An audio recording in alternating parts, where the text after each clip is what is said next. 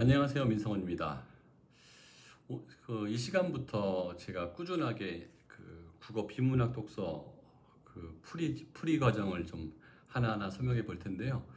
기존에 그 다른 선생님들이 접근하는 방식하고는 조금 다른 방식으로 접근하려고 그래요. 그러니까 비문학 독해를 수능 출제를 할 때 평가원에서 한 세 가지 정도를 그 실력을 원합니다. 첫 번째, 이 독해할 수 있는 어휘력이 있는지, 두 번째는 독해력, 자, 문장 구조 분석을 잘 할 수 있는지, 세 번째는 배경 지식이 충분히 있는지, 요걸 갖고 판단을 하게 되는데요. 사실 영어가 절대평가로 바뀌면서 수학하고 국어의 그 중요성이 굉장히 커졌잖아요. 최상위권 대학, 좀 일단은 의과대학 가는 거에 집중을 한번 해볼게요. 의과대학을 예를 들면 일단 국어, 수학, 과학으로 가게 되는데 영어는 뭐 절대평가니까 1등급 나왔다고 생각하고 국사도 1등급 나왔다고 생각을 할게요. 정시 기준으로 했을 때.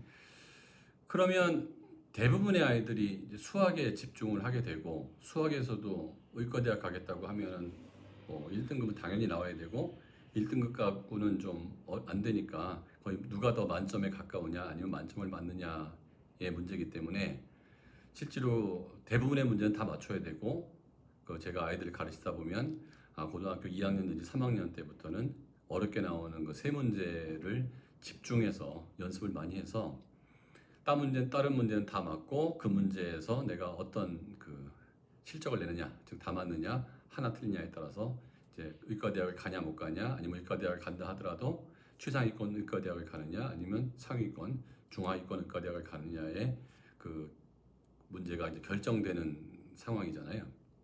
그러니까 수학에 대해서는 많은 아이들이 최선을 다해서 그렇게 공부를 하고 있거든요.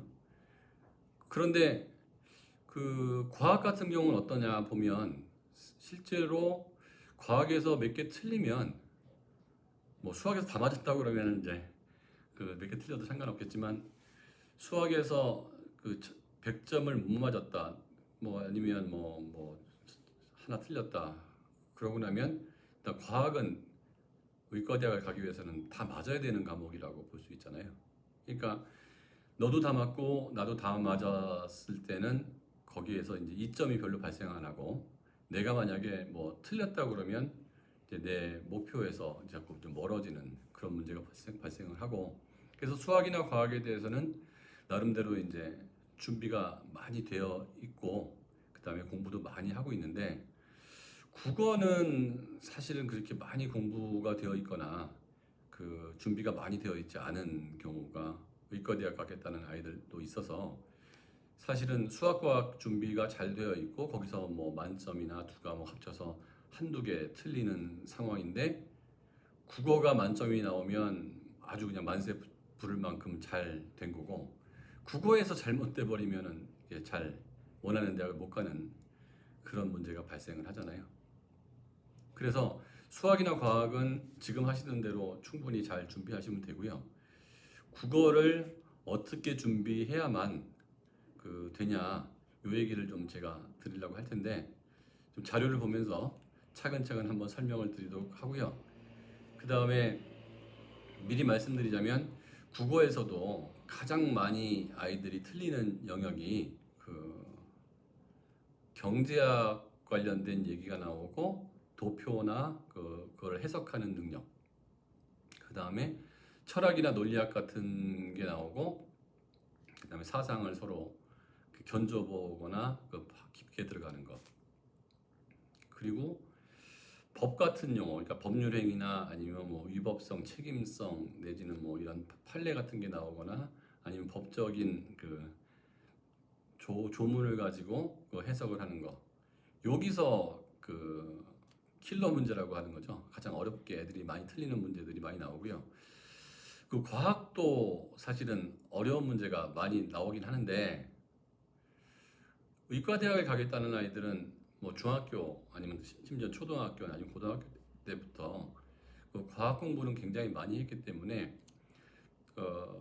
서울대학교 경영학과나 경제학과 가겠다는 아이들은 문과 최상위를 가겠다는 아이들은 과학 지문을 중학교 과학 이후로는 공부할 기회가 없는 게 서로 평등해요. 그러니까 쟤도 과학 잘 모르고 나도 잘 모르기 때문에 문과 쪽 아이들은 뭐 이렇게 걱정이 안 되고 이과 쪽 아이들은 뭐 어릴 때부터 과학을 굉장히 많이 공부했고 학교에서도 공부를 많이 했기 때문에 과학 지문이 나왔을 때는 너도 배경 지식이 있고 나도 배경 지식이 있어서 뭐 거기서 크게 실패를 볼 가능성은 별로 없거든요. 그런데 문이과를 통틀어서 경제학 지문이 좀 계속 많이 나오고 있고 앞으로도 더 많이 나올 텐데 제가 지금까지 그 비문학 독서 지문 중에서 가장 많이 나온 영역을 봤더니 인문학 쪽에서는 경제학이 제일 많이 나왔고요. 그다음에 법학이나 철학 관련된 논리학 관련된 이쪽이 굉장히 많이 나왔고 기술이나 뭐 이런 쪽은 뭐 많이 나와봤자 얘도 모르고 나도 모르는 거기 때문에 문장 구조 분석으로 딱 들어가면 될 것 같거든요. 그래서 저는 의과대학을 가는 비문학 독서라고 한다면 일단 문법도 많이 틀리는 문제 나오긴 하지만 그건 상위권에서는 틀릴지 모르겠지만 최상위권 아이들은 문법은 잘 안 틀려요. 그러니까 마지막에는 그 누가 비문학 독서 어렵게 나오는 거를 정말 잘 해결할 수 있느냐로 결정이 될 텐데 2020년 뭐 3월 모의고사 이걸 만약에 그 코로나 때문에 그 집에서 시험을 보지 않고 학교에서 시험을 봤다 그러면 굉장히 좀 그 얘기가 시끌벅적했을 것 같은데 왜냐하면 고1, 고2, 고3 통틀어서 전부 경제학 관련된 그 지문이 나오고 그거를 그래프로 보고 해석하라고 그랬거든요. 근데 제가 그 문제 분석을 잘 해보면 이거는 알고 푼 사람이 별로 없을 가능성이 높다라고 밖에 볼 수 없어요. 이게 실제로 그러니까 수능에서 어렵게 나왔던 2020년도에 나오는 BIS나 2019년도에 나왔던 그 물리학 지문 이 수준을 넘어서는 게 아니냐라고 저는 보거든요. 제가 풀어보니까 이게 쉽지가 않아요. 그리고 그 나름대로 여러 사이트에서 국어 정답을 해설해 놓으신 분들을 봐도 저 해설을 듣고 나서 학생들이 얼만큼 이해를 할 수 있을까? 1번.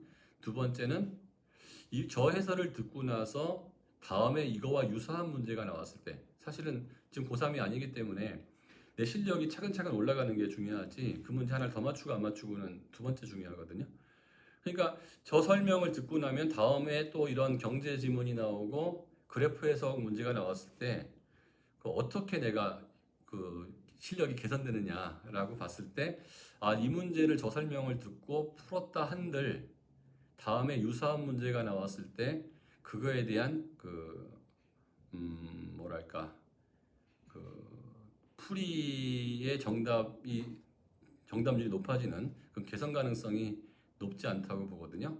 그래서 제가 지금부터 하려고 하는 거는 지금까지 나왔던 거의 한 10년치 이상의 그 고1, 고2, 고3 모든 모의고사와 이제 수능에 나왔던 경제 지문들을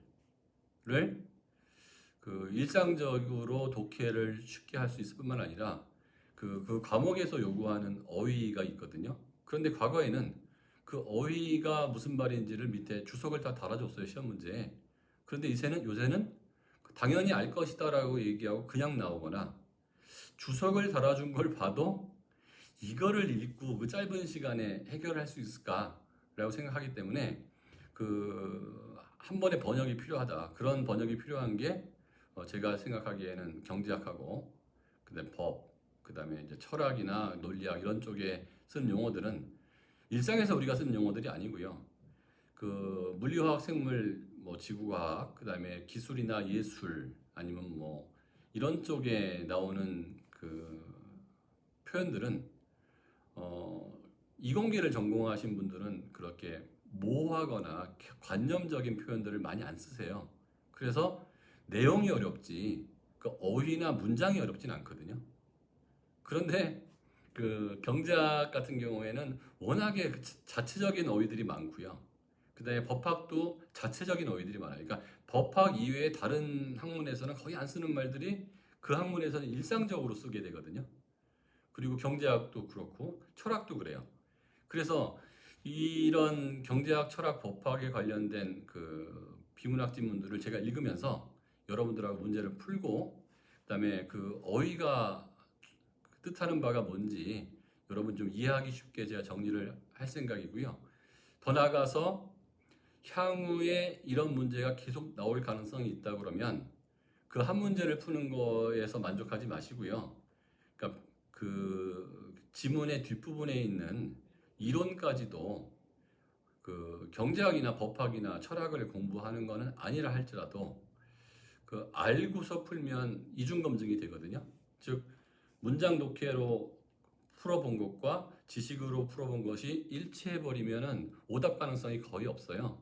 그런데 문장 분석으로만 문제를 풀면 답을 찍고 나서도 이게 애매하게 느낌에 좀 깨끗한 느낌이 아니고 불안한 느낌이 있을 수 있거든요. 그건 전반적으로 몇 개 틀릴 수 있는 가능성이 있기 때문에 중상위권 학생들까지 제 수업을 들을 필요는 없을 거고요. 이미 한 1등급은 충분히 나오고 있는데 반드시 만점을 받고 싶다. 아니면 어떠한 경우에도 만점을 받아서 최소한 국어 때문에 내가 대학을 못 가는 일은 안 생기겠다고 하는 학생들이 지금부터 제 수업을 차근차근 들어간다면 아마 도움이 될 거라고 생각하고요. 그 문제 하나하나 풀고 해설하는 데 집중하지는 않을 생각이에요. 그래서 오히려 저는 뭐 누구나 풀 수 있는 문제 같은 경우에는 그냥 제가 설명을 다 해주고 스스로 문제를 한번 풀어보도록 노력해서 저하고 따라서 공부를 하다 보면 그냥 차근차근 국어 실력이 올라가는 거지 제 얘기를 듣고 고개를 끄덕끄덕 거리고 내 실력이 안 올라가는 식으로 제가 강의하지는 않겠다고 생각을 합니다.